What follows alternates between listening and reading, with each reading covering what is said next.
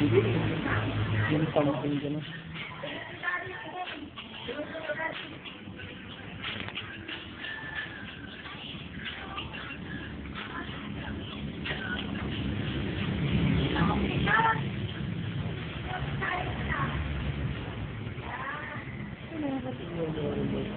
At pinipit na uli ako.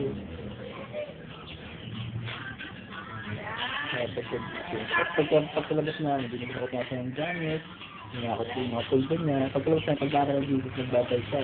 Sabi, bumalik muna kami, tinuruan ko siya mag-pray.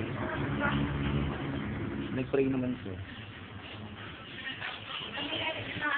So, ganun ba sa atin? Pag ganun, nakakatuwa pati.